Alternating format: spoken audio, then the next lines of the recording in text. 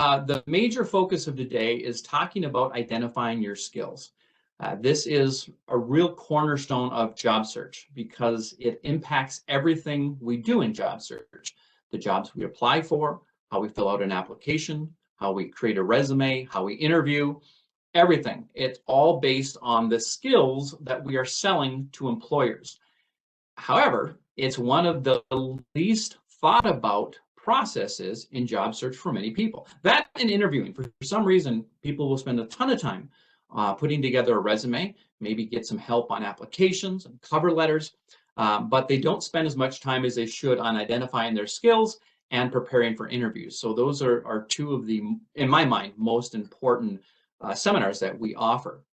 So I'm glad you're here for this today. So yes, your video is turned off and you are muted, looking at the question. And the reason we do that, by the way, is there's going to be about 200 people on today's call. And if you're anything like me, you've been on a few, maybe have been on a few of these Zoom calls, WebEx, Teams meetings. And the more people you have, the more likely it is that people will unmute themselves at certain times.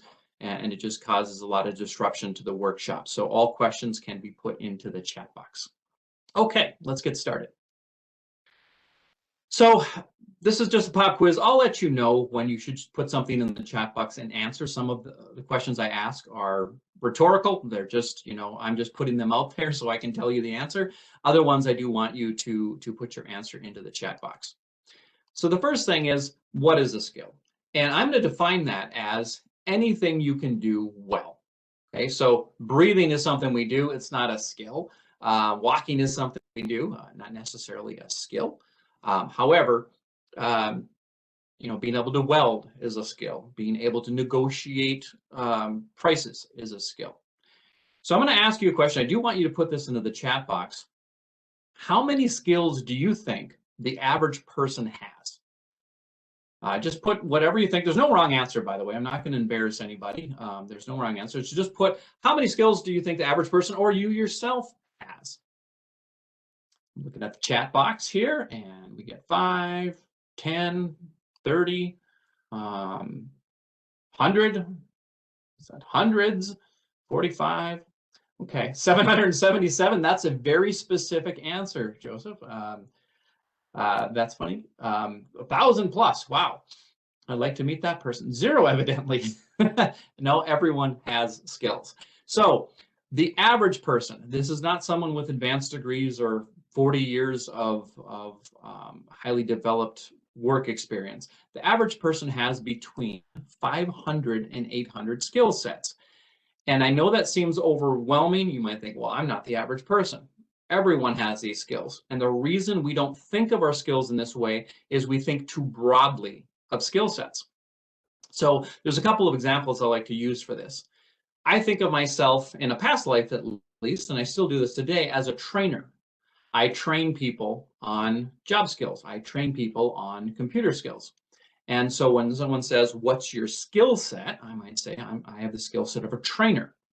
Well, about 10 years ago, 10, 15 years ago now, I had someone who knew me very well. This is someone who I might want to network with to get some job opportunities, called me on the phone and said, Art, I need your help.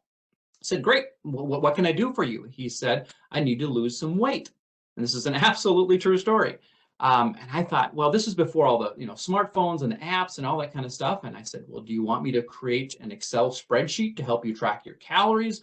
Or what? Because I think of myself as a trainer, a computer trainer. And he said, well, no, you're a trainer, aren't you? And he thought I was like an aerobics trainer or some kind of weightlifting trainer. We all identify or we describe skills to people, and they take that information and base their interpretation on their own knowledge. So when I say a broad skill like training, they're going to use their own experience to define what that means to them. So it's really important that you break down a skill set into its component sellable parts. So for example, for training, some of the things that are involved in training are public speaking, computer knowledge, curriculum development, troubleshooting. There's all sorts of things that are component parts to what you may say is a training skill. So once you break down a skill set into component parts, then it really explodes the number of sellable skills you have. And that's extremely important if you are looking to maybe go from one career field to another, like many people are doing today.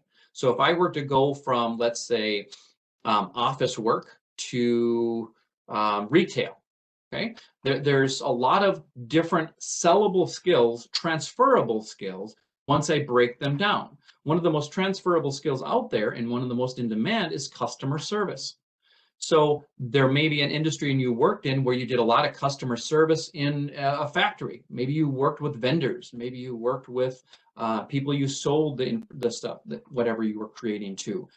You could go into retail and transfer those skills. And that's realistic. I'm not trying to make up any type of skill that would work in most industries. They do, but you need to break them down. You need to think about, what have I done in my previous work that relates to the needs of the new opportunity, the new employer? And that's why breaking down your skills is so important. Now, based on the answers that were in the box, you might be able to get this answer. You can just think of this to yourself. You don't have to put it in there. The average person can identify, if I were to go into a room, and I used to do this all the time when we met in person, is I would have a piece of paper, blank piece of paper, and I would say, write down all the skills you have, and I'd give them a couple of minutes, and usually they needed less than that. The average person can identify 10 skills. We have 500 to 800, but we can identify 10.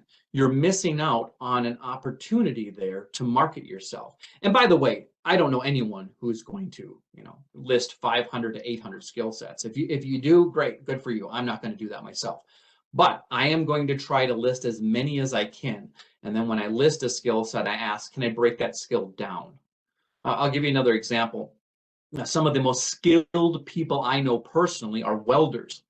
It's just amazing to me. If you've ever tried to weld, it's a huge skill set that takes a lot of experience, some natural talent, and a lot of knowledge. And if you were to tell me you're a welder, I have some personal definitions of what that means, but I don't know what that means as far as what you're giving me. So it'd be more important for you to break it down to say, I do MIG welding, I do TIG welding, cast iron, I know how to use a acetylene torch, I know you could use a plasma cutter. I'm just throwing terms out there, but those are the component skill sets within really the job description of welder. And it can mean different things in different industries. Another great one is electrician. I always thought, God, it'd be great to be an electrician. I am fascinated by what electricians do. But there are so many different types of electricians. Low voltage electricians, there's residential, there's commercial, and there's even industrial technician or electricians. I had no idea until I started talking to someone. Well, the first thing they told me is they were electrician, and I just assumed they went into houses and put, light switches in. Says, no, I don't do that. I go in and I wire machinery for factories. It's a totally different skill set. So it's important to break it down for employers.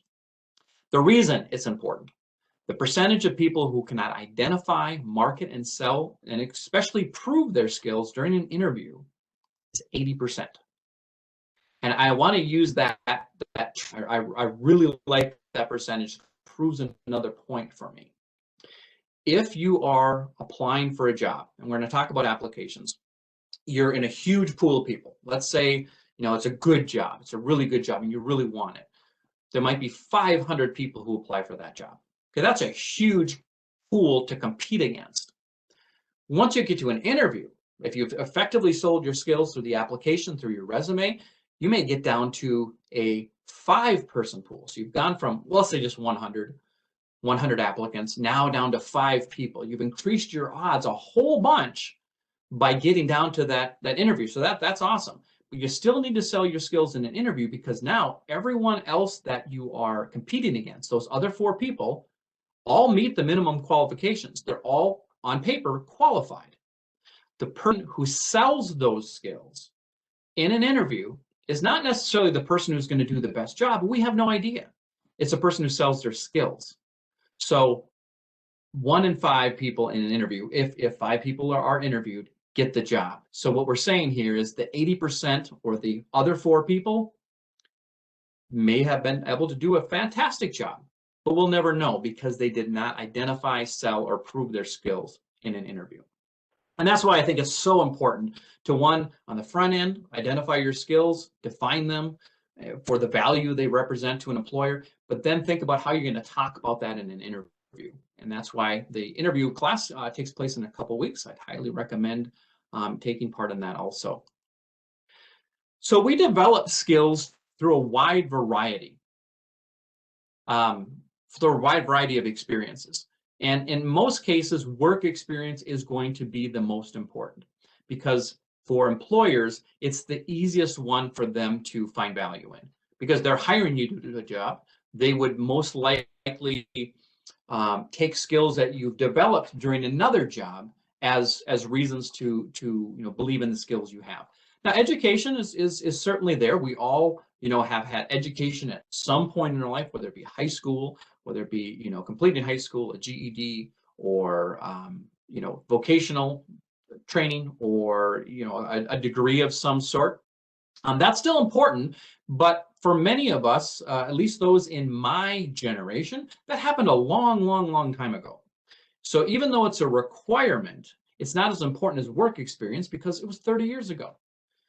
It's usually needed for certain types of work, and they're going to ask for it, but it's not as important as what I've done with that education, how I've used that training to benefit an employer. Now, if you're just coming out of school, then education is the most important thing because that is your experience.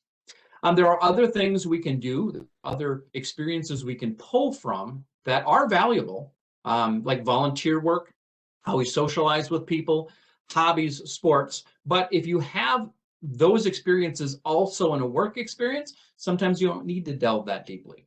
Hobbies is the one I would be a little careful of. When people put hobbies on their resume or bring it up in an interview, quite often they're trying to show an employer that they're a well-rounded individual, or that, hey, I just like to talk about that. If anyone talks to me personally for more than 5 minutes, they will get that I love to look at birds. I'm a birder. Okay, every single day I go out and talk about birds and looking at birds. I have yet to find a transferable skill set that relates to a need of an employer. So when someone asks me, tell me a little bit about yourself, they don't really want to know about my birding hobby. Where a hobby might be brought in is if it relates to the needs of the employer, and sometimes that happens. So just be a little bit careful about that. Now, in sports, you can pull a whole bunch of stuff in there. You can pull public speaking. You can pull organization. You can pull in conflict resolution. There's a whole bunch of things you can pull in from sports, but again, only if your work experience doesn't demonstrate that same thing. Okay. All right, so I'm going to get to the next slide here. And by the way, if you ever take a multiple choice quiz, it's almost always all the above if that's an option for a question. So the types of skills that are most important to employers, and we'll talk about the kind of categories of skills, but I found this interesting the first time I saw it. The first time I saw it, I was a little reluctant to believe it. The most important skills to employers are soft skills, especially at interview. Okay, because at interview, remember, I'm already considering 5 or whatever pool we're looking at, 5 qualified candidates. Now I want to find out with who will best fit in, who will be the best worker. Okay, and a lot of that has to do with soft skills. How you get along with other people is huge. That's why in interviews they always ask questions about conflict. They'll say, give me a time where you had a disagreement with your manager or your coworker, or tell me about your worst customer. All those are about how you professionally deal with conflict, and that's what soft skills are. So even though your job may be as a welder, if no one wants to work with you, that might be a red flag about why an employer wouldn't want to consider someone who is highly qualified and does a great job, because in the end we all have to work with coworkers. So if you are very good at those types of things, they're harder to define. They're harder to come up with examples of. You can do it, but it's more of a story as opposed to figures, although figures can come into customer service and conflict resolution also. It's what people spend the least amount of time working up stories about, and it's at least half of an interview. is those soft skill questions. All right. Let's go to the next. Oh, and by the way, this is something I personally believe highly in, and that is if you have an example of how you've adapted to a new process, try to create a story around that. Try to figure out a way of explaining that. Maybe it was a new company who had a completely different way of doing things, or a new program was instituted at your organization that everyone hated, but you became the trainer on, or you adapted to it most quickly. And the reason for this is change is inevitable. People resist change. Someone who can tell an employer an example of when they've adapted is going to be less of a problem when change occurs in that organization. So I always work up a adapting story, a learning story, so that I can tell an employer that when change happens in your organization, I'm going to be the one who's on board with it, and I'm not going to question every decision that was made. All right. So how does identifying your skills help you in your job search? Well, I hope I've already given you some ideas about that, but first it's going to help prove your abilities to employers. When you create a resume that's just your titles and your dates of employment, and I've seen those, by the way, that has value. It certainly does. Employers want to know that you've worked, and they want to see any huge gaps in employment. That's changed a little bit over the years. So if you're experiencing a gap in employment right now, I'm not trying to cause you any stress on that. Millions of people are, but just your employment history is not enough. They want to know what you did during that employment history, how you've been successful, what skills you utilized. And that's the harder part in resumes. It helps you to write your resume and complete applications once you have a list of skill sets. By the way, if you come up with 100 skill set, there's not going to be a single employer that's going to value all 100 of those skills. You're going to pick and choose based on what they list in their job posting, what's most relevant. Here's what I can do well, here's what their needs are. You combine those two, and now you have a resume. And it doesn't have to be everything. A resume that shows all of your skills is not a specific marketing piece. It is a throwing everything against the wall to see what sticks. And employers don't have time for that. They don't want to look at a 6-page resume. I'm not a believer in saying your resume has to be 1 page or 1 page or 2 page. Certain industries require longer resumes, and you're going to know that going in. If you're a teacher or if you're a project manager, you might have to have a longer resume. Most resumes, though, can be 1 to 2 pages, and it's taking the most important skills and your greatest achievements and showing them, because it's really just a preview of coming attractions. It's enough to gain you interest so you can get to an interview. Yes, and you definitely want to customize for every job you're applying for. And that does not mean, and we talk about this next week in the resume, that does not mean you have to rewrite your entire resume for every job. That's scary because that takes a lot of work to do a resume. Your first resume will be your hardest one. And once you've created that one, now you're just subtly adjusting it for the needs of each individual employer. And you just pull them off of the job posting because they're going to tell you what their needs are. Once you've identified what you can do, it's much easier to make that customized resume for them. And then it also helps you to sell your qualifications in an interview. When we teach an interview class, I always talk about go into an interview with a plan. Don't be reactive, be proactive. It always seems many people will go into an interview thinking that I can't prepare because I don't know what questions they're going to ask. That may or may not be true. However, you know what they need to know. You have an idea of what they need to know in order for you to be considered. If you have a list of here's the 5 skills they need to know that I can provide for this job, you make sure that you integrate that into your answers to any questions they may ask. We'll talk about that in the interview, but again, once you know the skills, you have the basis to start that. I'm going to take a quick question. Any recommendations for resume sites that make it easiest to adapt your resume on a regular basis?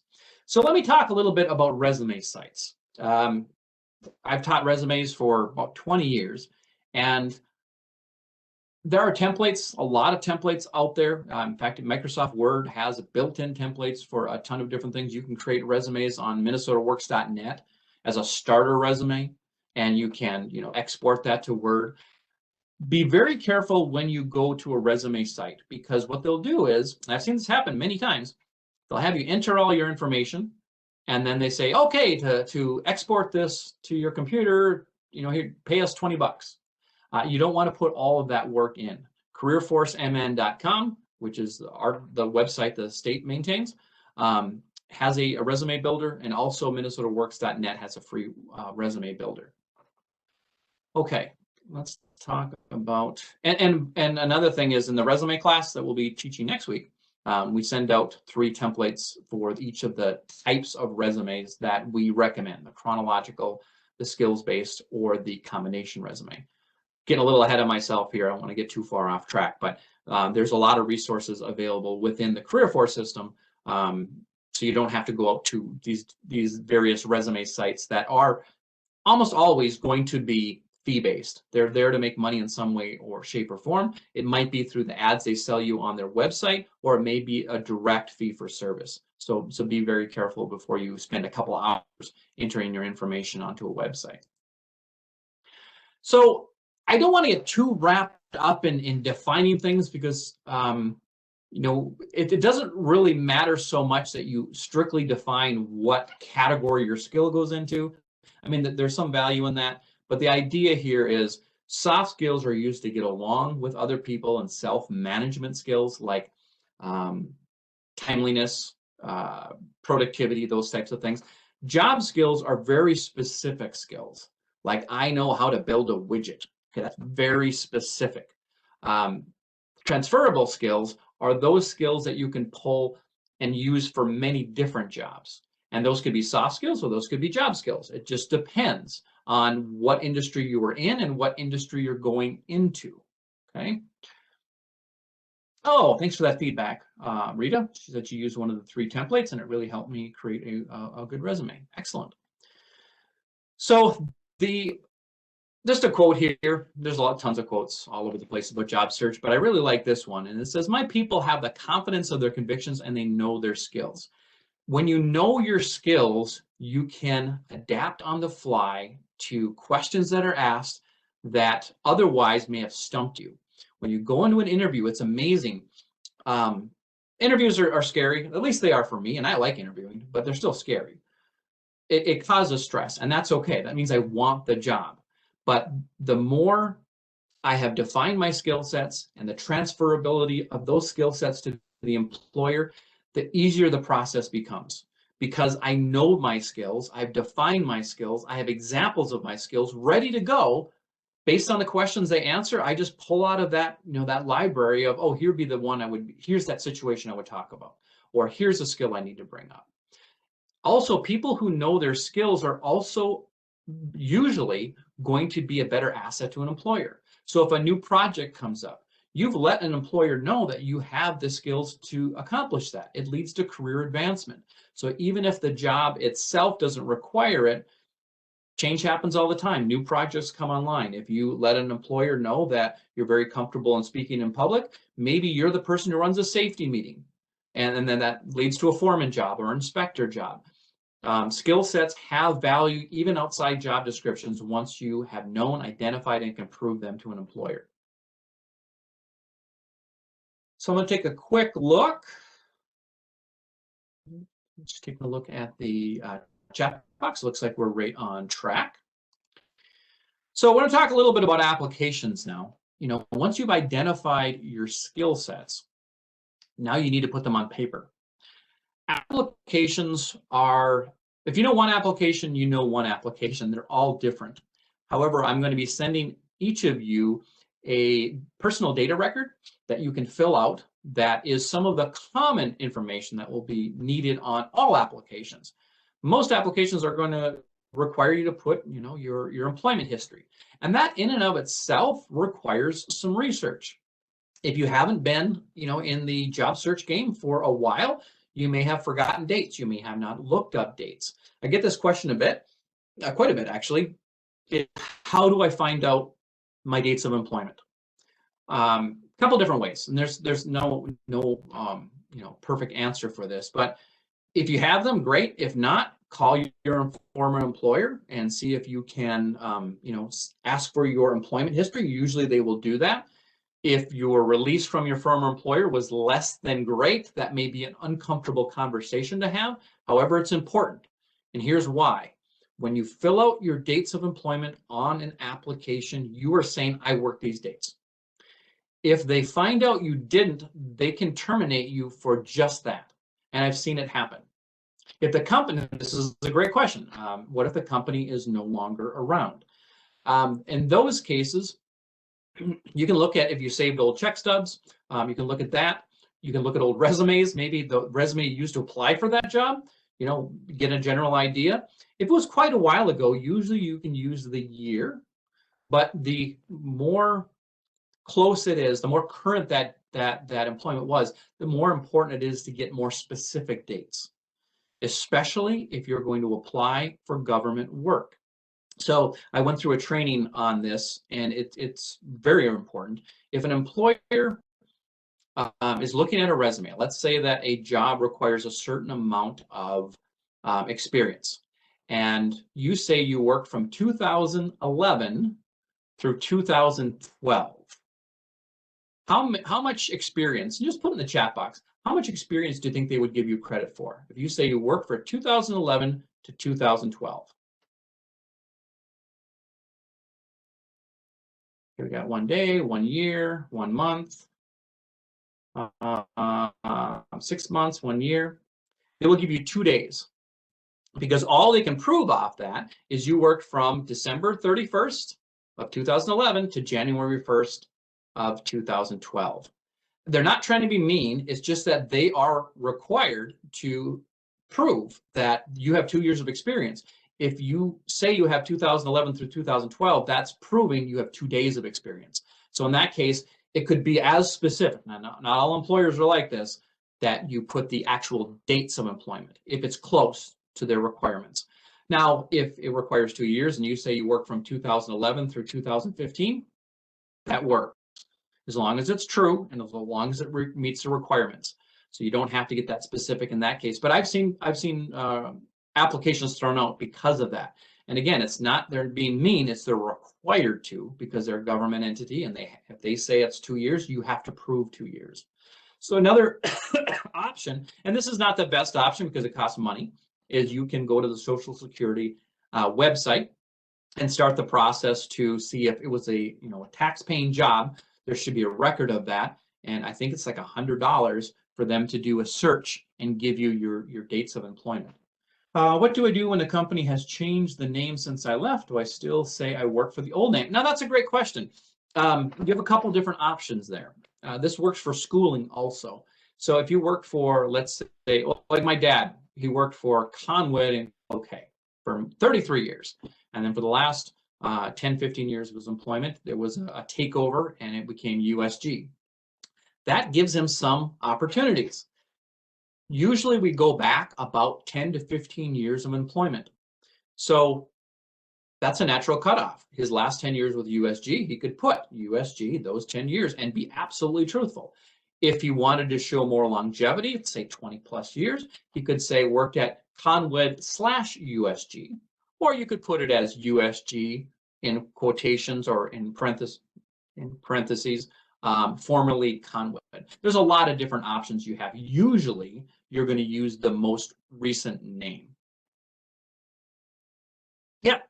Yeah, and I see some examples someone put in there. There's a lot of things that work. In the resume class, we do send an extra kind of format that shows how to do that. It really, what it does is it gives you options on how to format your resume.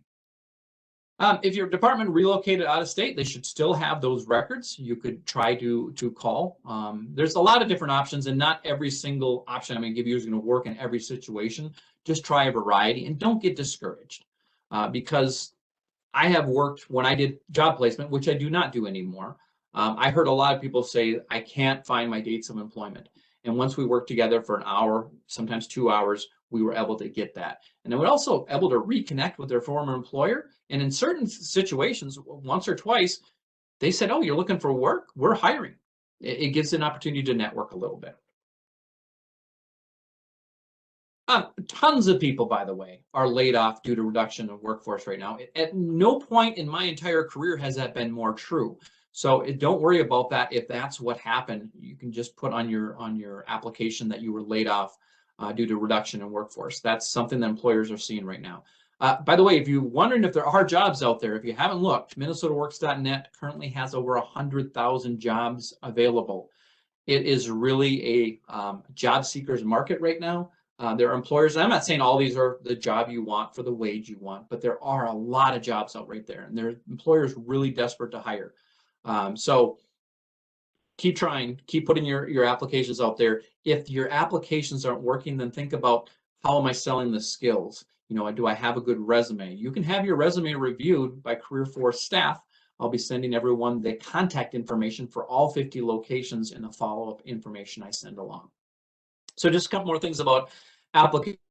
You have to be honest on your application. And if for whatever reason you've done everything you possibly can, take your best guess, but be conservative on it. You know, I for many years, I thought I worked 13 years at my last employer, and I was embarrassed to find out it was only 12. So err on the side of caution for that. If you do not use the keywords, and by keywords, I mean the words they use in their job description, in the job posting they put out. If you say you're a trainer and they want a facilitator, you may think they're the same thing, and they very well may be. However, it's not the keyword they're using. So whether it's a computer program that's looking for those keywords or a person, it doesn't matter. They're still scanning for those keywords. So it says, if you have worked for a long time, can you list all of your jobs from the beginning? No, I go back 10 to 15 years in most cases. There's exceptions to every rule on this, but I've been working since 1984. It does me no good for me to put that on a resume simply because it starts to show my age. And it also really, it detracts from my most current employment. I want them to focus on what's most relevant. There's nothing wrong with being my age. However, if I show them, waste time on a page-and-a-half resume on things that aren't relevant, employers in most cases, not all cases, in most cases don't want to know that stuff. They just want to know what's the most current skills, what you have to offer today. Yeah, and if you work for a company for the past 22 years, think about if you had the exact same job title, was the exact same department. There are many different options, and these are the kind of conversations you want to have one-on-one with Career Force staff if you have a very, very specific situation. You want to use your space wisely. An application is a filtering device from the employer's standpoint. A resume is a marketing piece from our standpoint. They're not exactly the same. We have a lot of the same information on them. However, they do need to stand on their own. This is a mistake some people make. I've had someone ask me, and I had to think about it for a minute. They said, you know, I looked at their resume and there was no job history on there. And I said, well, why didn't you put your job history? You're just putting, you know, skill statements. They said, well, I put all the job history on my resume. On my application, so I don't want to repeat it.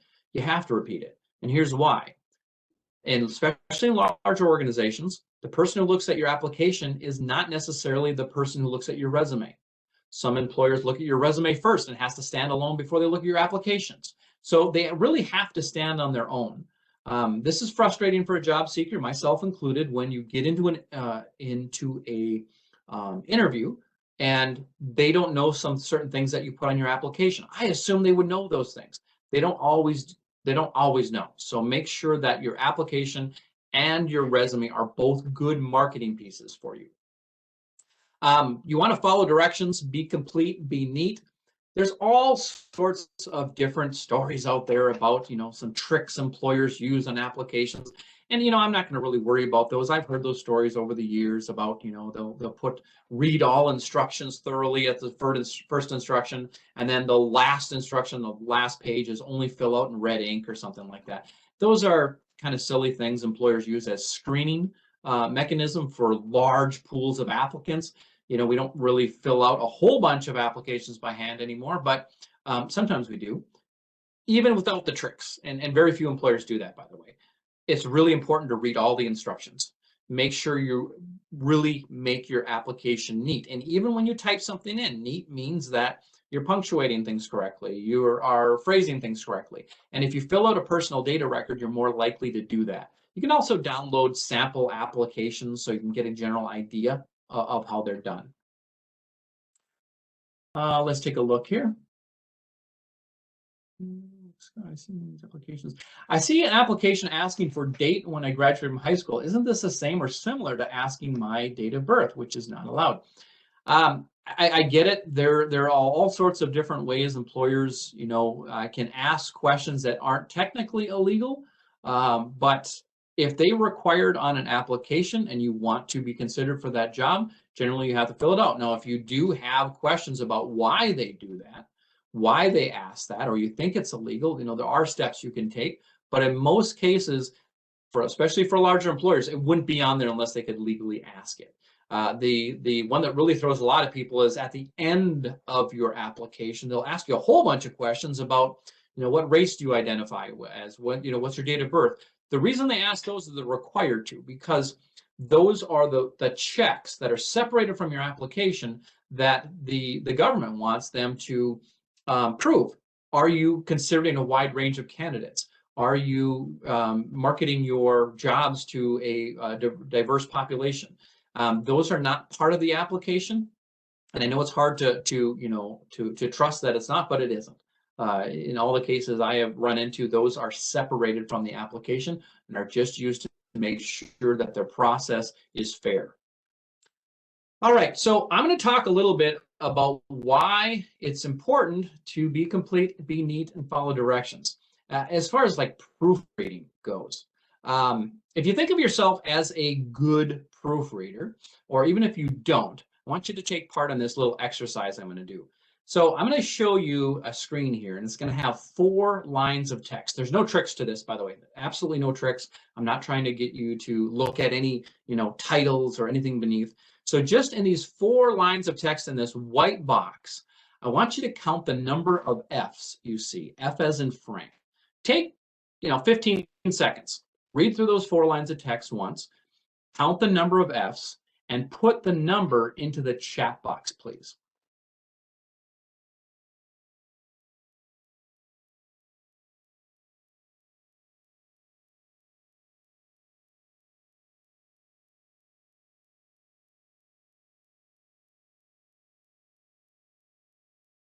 Okay, I'm seeing some 3s, some 4s, a 7, lots of 3s, lots of 3s. I see a 6. The vast majority of them are 3. So if you were to look at this, and you might say, why are you? We only got 20 minutes left here. Why are you wasting our time with this simple exercise? Obviously, there's only 3 F's in here, and if you were to look at this, you would see finished, files, and scientific, and indeed there are 3 F's. However, there's 3 more F's. And for many people who look at this, they may look at it and say, okay, Art, I think you're lying to us. There are still only 3 F's, because you can read it several times and only see 3 F's. In fact, I would say over 50% of people see 3 F's. However, there are very obviously 6 F's. And if you looked at finished and files and scientific, those are the first 3. And then there's the of, and the of. And the purpose of this is not to make anyone feel bad. It's not an intelligence test. Don't worry about that. It's a demonstration of how easy it is to miss things that are very obvious. Well, they're not obvious, I guess, if you miss them. In this case, F sounds like V. It's a 2-letter word. We skip over 2-letter words when we proofread. It makes it even harder to do on your own resume, your own application, because this is as easy as it gets. You're looking at this with a fresh set of eyes. Most of you probably haven't seen this before, so have no preconceptions of what's there. When it's on your resume, you can read it 100 times, because in your mind, you already know what it should say, what it sounds like. Losing my touch like that. So it's really important to get your resume looked at by another set of eyes. Now, this could be a career force specialist in our system. It could be a friend, but I'm going to give you a challenge, actually. I think references are incredibly underutilized in your job search. If you think of references as someone who they call after they've already made their decision, basically, very few employers check all references of applicants, not applicants at all. They very seldom check all interview candidates. They almost always, or very often, only check the references of the person they chose. So it's kind of like the last thing they do before they offer the job. You're really minimizing the impact of your references. Your references can do a whole bunch of things for you, potentially, if they're good references. One, they could write you a letter of recommendation. Two, they could proofread your resume. The beauty of having them proofread your resume is you're drawing them into your job search in a much more meaningful way. Now they know not only that you're looking for work, but they know what you've been doing in the past few years, and then it'll create connections for them. So when someone calls, they'll say, "Oh yeah, I worked at Art on that project. I was looking at his resume and forgot about this, but he was really instrumental in organizing the database for the inventory, whatever." Resumes are something you should give to every one of your references, but I'd also ask them to proofread it. Ask them to give you some feedback. By the way, when you ask for feedback, it doesn't mean you're going to change. Everyone's going to have an opinion. I have opinions on resumes. I've given thousands of them over the years. Doesn't mean I'm right. It just means that people are hearing another person's point of view based on their experience. That's fine, but if they catch errors, that's pretty hard and fast. That is right and wrong. If they catch a spelling error, a usage error, a formatting error, that's awesome. And it's something we're not as likely to catch because we're too close to the resume. We've been working on it too long. We know what it should say. All right. So moving on from that fun little exercise. Oh, good. Some people found all 6. Yeah, so someone had evidently asked about what do you give if you have no references to give. Okay, so I get that question quite a bit, especially from people who are new to an area or people who are new to the workforce because they're just coming out of school. Think about that as that's my goal. My goal is to start developing references. How do we develop references? We can develop references through a whole diverse set of experiences. You know, that's an opportunity to say, okay, I need to build my professional network because that's what references are. And it could be volunteering at the library, at a hospital. Volunteer experience becomes much more important when you don't have related or existing work experience. If you were a Sunday school teacher, I mean, that is a work you did. It was important work. And now you can use the people within that organization potentially as a reference. There's a lot of references that can be developed outside of your actual work. Maybe you were in the parents and education group. You know, I did a 5K that we did for raising money for our school. I was very involved with one of my co-chairs in that, and we used Excel documents. We did marketing, we created websites, we did graphic design. All of those are skills that I could use in a job, and this person could verify them for an employer. And it has nothing to do with my work history. It has something to do with hobby or volunteer work. So, great question. So the understanding is references typically confirm employment? Not necessarily, no. And that is if they call your former employer on an application and say, may we call your former employer to verify employment? Usually they're calling to get an idea of what that working relationship was. You know, what are some things you worked on together? They're not going to ask a reference for your dates of employment because they probably won't have that information. I try to keep my references as current as possible. I have used references from past work history.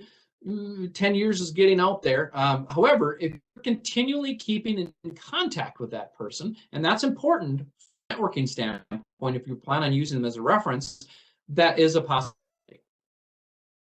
All right, I'm going to move on to the next slide here. So reasons for leaving, and this is one of the key questions on an application that causes people a lot of stress.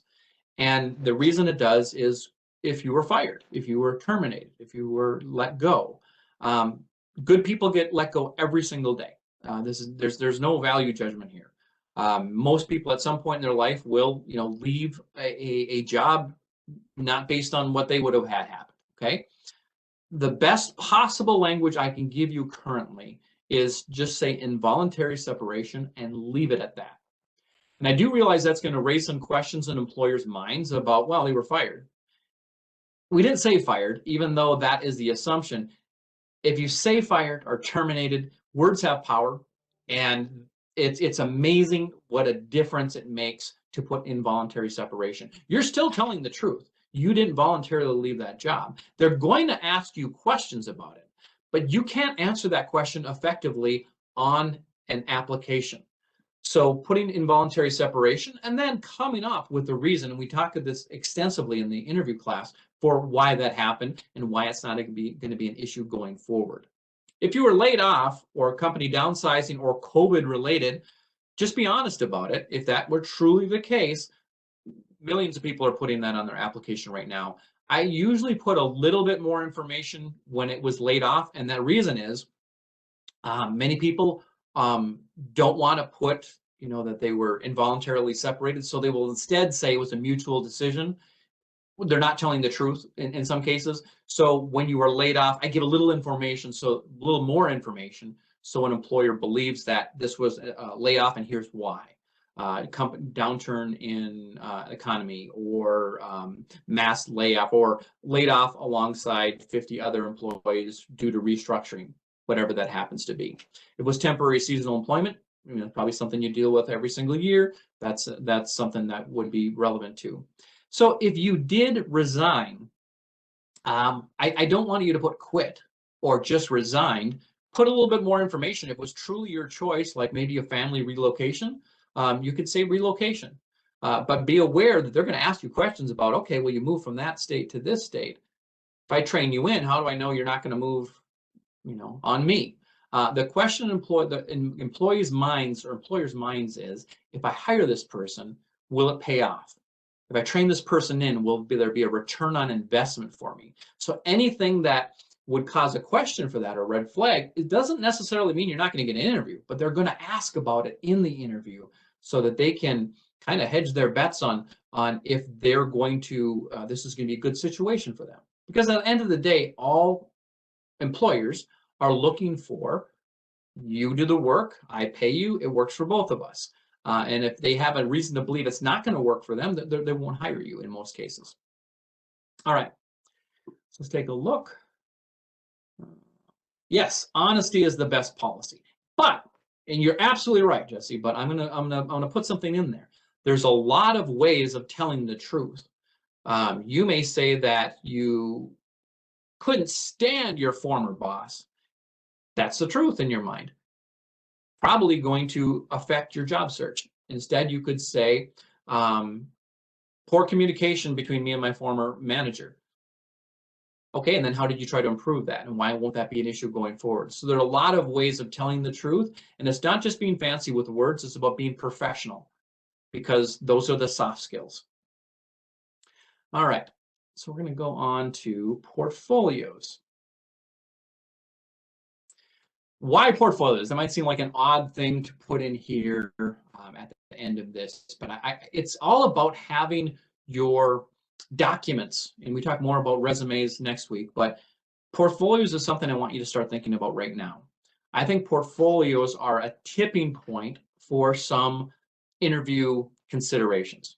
I know it has been for me in my personal experience when I have either applied for jobs or hired for jobs. I've been on both sides of it. And one time I hired someone that was a really tough, it was a toss-up. I mean, all 5 people were qualified. They all met the qualifications. They all did a decent job. The tipping point was a portfolio that was handed to me as the applicant left. And here's why. Portfolios are a professional, organized takeaway for employers that gives them more information. So some of the things we could include in a portfolio would be your resume. You might say, well, they already have that. Multiple times I've been in an interview and they didn't, which was shocking to me, but they're busy. I'm not going to place any blame there. I have copies for them. So I bring a bunch of copies of my resume to every interview I go to. I do put them on that white, heavy cotton rag stock, resume paper. That's a personal choice I make. I just think it feels better and it looks better. You don't have to do that, but that's something I do. I bring a copy of my cover letter. Many people will say, well, they don't even read the cover letters. Well, maybe they don't. But if they do, I've done something that a lot of applicants won't take the time to do. And that in and of itself says, I want this job. I'm invested in this job. And so I always write a cover letter. The reference sheet. And by the way, I brand all three of these documents, and I'll show you an example of this in just a moment. So they look like they're from the same person. And I've had employers not even ask for a reference sheet until I said, would you like a copy of my reference sheet? Add a resume. This talks about thank yous. That's after the interview. It's not necessarily part of the portfolio. It is still done. It is done a little differently. And I think that excuse is going away, by the way, of writing out handwritten letters. People say, well, it's not going to get to them because they're working from home. Very well may be true. I still would recommend writing a handwritten thank you letter if you've got good penmanship.